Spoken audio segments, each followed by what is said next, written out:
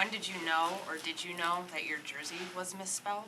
When he came and told me it was misspelled. How are you feeling after the game? As far as Your knee and your ankle? I feel good. Yep.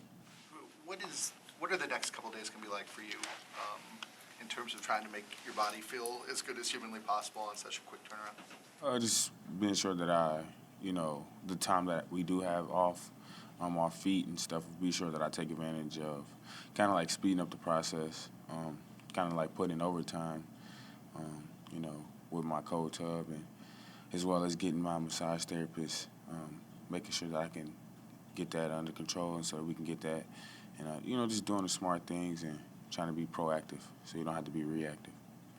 You've been around a while. When you're down 21-3, did you do anything on the sidelines to try to keep guys' spirits up, or anybody? Can you just talk us a little bit about what was going on the sidelines when you guys were down early? Yeah. When we got in the sideline, the morale was still up, but it drifted a little bit just because that's natural. But once we got into the locker room for halftime, we all was like, we can do this. Like, come on. And when we came out, you seen we were climbing. So, like I said, and like I always gonna say, like I'm telling you, like we got some guys, some guys with great morale, and some guys who willing to like put it all on the line, just to give us a shot to do it. It didn't end the way we wanted it to, but we will get better. David, a lot of your big plays come when the offense kind of gets backed up. That first play of the game, you guys get the penalty, or like screens on third downs. You pick up, 18, 19, whatever it needs to be. You kind of take that as your responsibility to kind of bail the team out when you find yourselves in holes like that? I just try to be available any way possible that I can. I didn't have the best game as well. So I know I got to be better in a lot of areas for the guys around me. But when I do have those opportunities, I try to be sure that I make the most of them and, help everybody around me as much as I can. So if that's the situation, I'll be the man to step up to the plate if that has to be what it be. To me, it looked like you did have a good game. Where do you think you struggled at? I didn't think I run the ball well yesterday. I feel like I could have been better in that area to help the offense and the team on those first downs when you going for like 1 yard, so negative yards, and that's where I can be better at for the guys. So I will be better for them. What was your perspective of Mooney's the one-handed catch that he had that set up your touchdown? When I seen him going up in the air, I'm like, so when he caught it, it's not that I didn't think he didn't catch it. I just was like so used to like, nah, that's just an astonishing thing that happened. So like he didn't catch it. So like I was calling the old line back, like, come back on the line, like back, like let's reline up an incomplete pass. And I just see the line running. I'm like, what are y'all doing?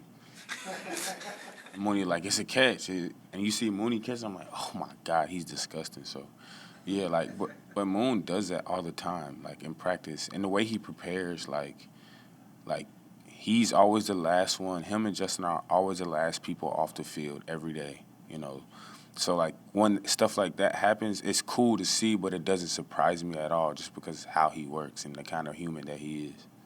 What does it do for your offense coming right after that play? When you're like, there's no way he made this play, and then he does, and now you line up again.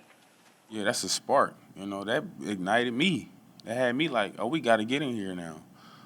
So just to be in that close and, having that play, and it kind of changed the momentum of the game. Or not kind of, it did change the momentum of the game. We kind of striked and we just, we leaned on each other and we was able to touch Pater. So it changes things when stuff like that happens.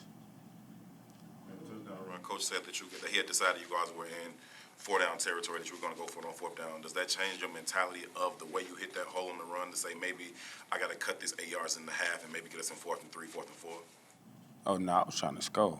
So, like, it didn't really matter how it came or what it looked like. I was getting in the end zone, I was itching for it anyway. What did you think the passing attack showed in terms of how balanced you guys can be? In the first couple of weeks, people were concerned that you were running too much. Now it seemed like it's far more balanced attack. Yeah, how people see it is just how people see it. Like, I can't control what people see, but the passing game is we're getting on the roll so it can be really, really good. So to have that balance is good. It helps in the run game, and the run game helps the pass game. You know, it helps at all facets of the game. So you got to be able to do both. And we're trending up to getting better in both. Yesterday we got to do better running, like I said, but you know, Justin he's doing an incredible job being a leader, but being a quarterback and just picking this thing up. You know, he's getting really good. David, early in game, you've seen a wide variety of things going wrong pre-snap. What's your perspective on what's going wrong when, you know, various things are going wrong pre-snap? Yeah, I mean, it's super loud, super loud in there, super loud in there, and you know, just like that thing, it happens. Like that's a hard stadium to play in, but you know, we cleaned it up. You know, that's what happens when things happen. You just gotta figure out what you want to do next, and you just kind of capitalize off of that. So we got it all taken care of, but yeah. Even two more. Is the second half like an example that you can point to of like the hits principle in action here and stuff that Coach Eberflus has been preaching to you guys all off season, playing out in real time? Yeah, it's one thing to talk about it, but it's another thing to actually see it. So it gives belief to everybody, all the guys in the locker room. Now we just got to do it in the first half. You know, we can start fast and play how we play in the second half will be a problem. You know, that team was a really good team, but we just started late. So we just got to be better, and things will start to turn our way. David, even in a loss, do you think this game was a step forward for the Bears in the context of the season? And if so, what do you hang your hat on as something that happened in the game, or just the way the game went that makes you feel good about the direction? Yeah, of course the outcome wasn't what we wanted, but at the same time, when you're going through a game after a loss, you can't just always highlight all the things that didn't go well, because that kills confidence. That kills like the potential to being like what you're capable of being. So like you see a lot more good things happening, but you still see bad things happen that happen to be more critical. But there are a lot of good things that happen as well, and some things that we can all grow on and we can continue to get better. Like, it's still early in the season. We can still, like, do incredible things, and we will.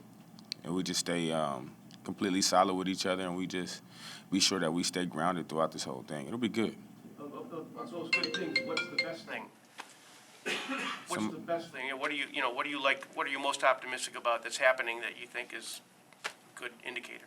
Justin really, the way he's playing, and like the kind of, you know, how he's just bringing this order to have like everyone behind him following and believing it now. Like the way he plays, like his poise, like how calm he is. Like if your quarterback can be calm in hostile situations, I mean, I have no other choice but to be calm.